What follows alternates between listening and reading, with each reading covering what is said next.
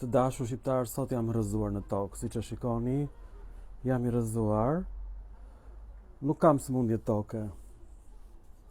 Sot mësova çfarë është flamuri falso. E kam dëgjuar për herë të parë në anglisht, nuk e dija çfarë ishte. Është një term I përdorur nga Johan Kyriaki. Është një ish agent I CIA-s I cili ka thënë për herë të parë këtë fjalë. Çfarë është ky flamuri falso? Shërbimet e njerëzve të shkretëtirës bëjnë sulme në një bazë në Kipro, dhe thonë e ka bërë vendi ku ka lindur gjuha perse, gjuhë indo-europiane e ngjashme me shqipen, dhe duan ta zhdukin një vend për 90 milion banorësh nga faqja e dheut. Janë gati të krijojnë një dimër të përjetshëm.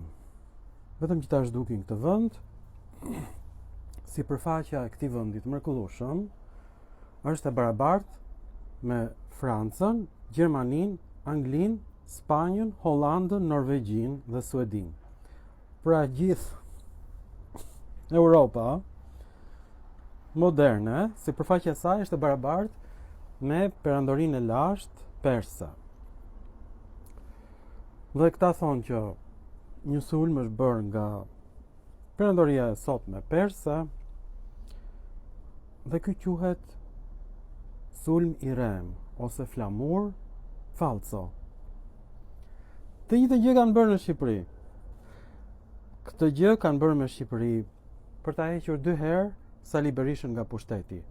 Në 97-ën, këta kanë organizuar në 97-ën.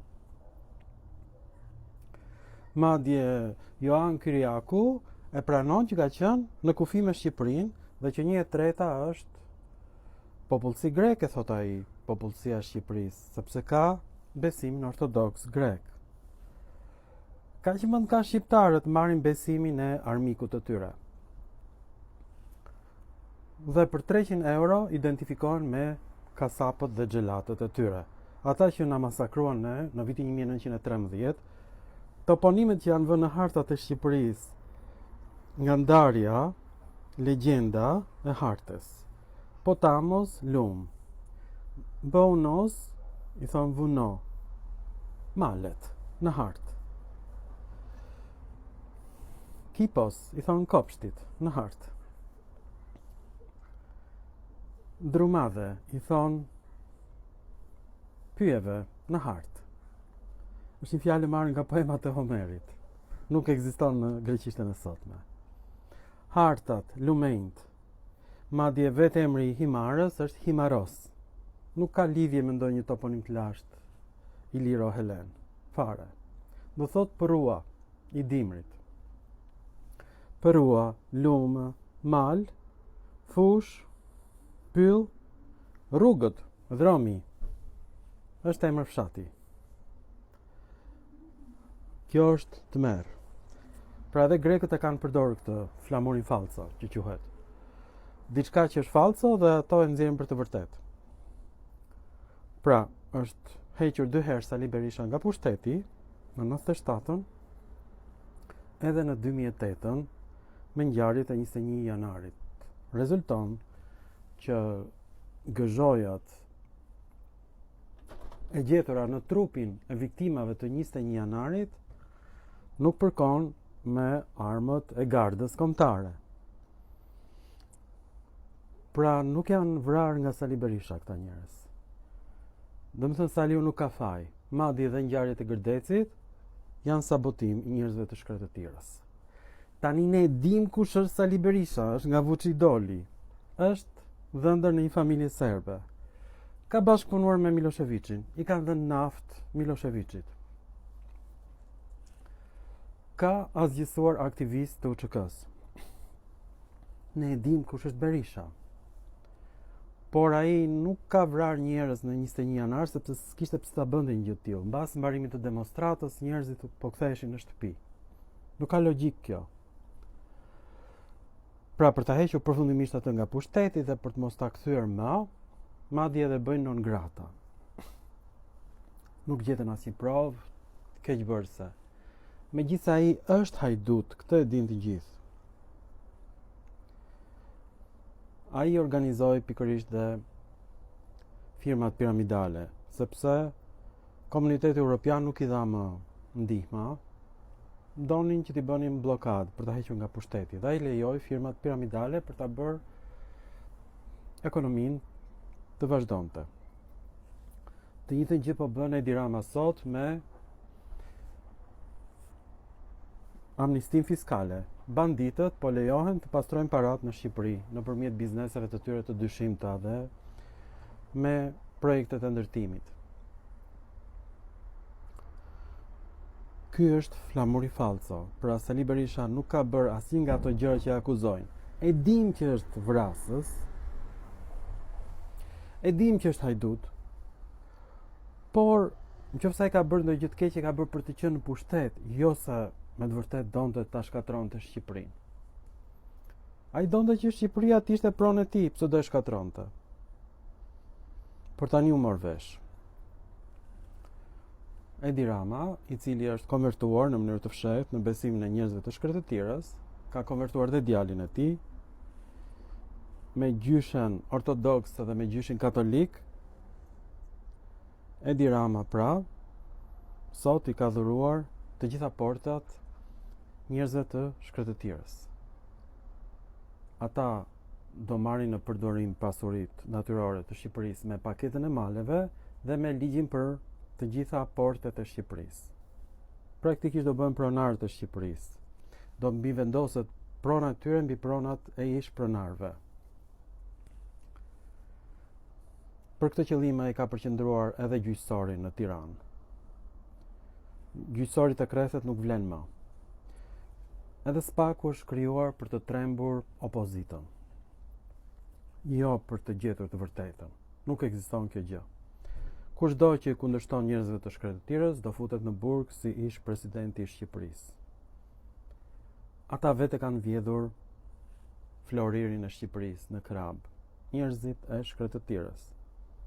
Po ta kishte vjedhur Ilir Meta, do kishte ikur jashtë shtetit, s'do rinte në Shqipëri. I shkreti. E hëngri kot që të trembeshin të tjerët. Edhe Sali Berisha është trembur se mos ja cënojnë familjen. Dhe ka rënë dakord për çdo ligj të Edi Ramit. Pra, i ftoi të gjithë demokratët edhe socialistët të bashkohen, të braktisin Sali Berishën edhe Edi Ramën që janë të kapur, që të dy nga njerëzit e shkretëtirës. Madje ata e kanë fotografuar në Francë la Kuriq, sipas të dhënave më të fundit. Këtë gjë kanë bërë me udhëheqës të tjerë të shquar në ishullin e fshehtë të New Jersey-t. E tmerrshme. Pra kanë shantazhuar politikan në Shtetet Bashkuara, në Angli, në Gjermani, madje dhe mbretërinë norvegjeze e kanë shantazhuar dhe mbretërinë angleze. Kanë fotografuar njerëz me peshë, politikan dhe njerëz të mbretërisë në pozicione jo të favorshme me femra. Këto janë metodat e KGB-s, që janë përqafuar nga njerëz të shkretëtirës. Pra ky është flamuri falso. Diçka që nuk është e vërtetë. Një sulm i pavërtet. Pra, në Shqipëri është ndërtuar një sistem shantazhi për biznesmenët, për politikanët, për deputetët. SPAK-u, pra, është ngritur për të detyruar politikanët që të ngrenë kartonin, të bien dakord për të gjitha ligjet që tokat e Shqipërisë t'u dhurohen njerëzve të shkretëtirës. Madje është zbuluar që vepra e Joklit e nisur që në vitin 1935-36 për gjuhën shqipe është një flamur falso. Jokli, Majri, Pederseni, Krahe, Kreshmer kanë falsifikuar të dhënat për ilirët. Ilirët, quheshin Illyroi, Sushtrembër në greqisht, ishin grekët e veriut. Nuk kanë asnjë lidhje me shqiptarët. Kjo është zbuluar.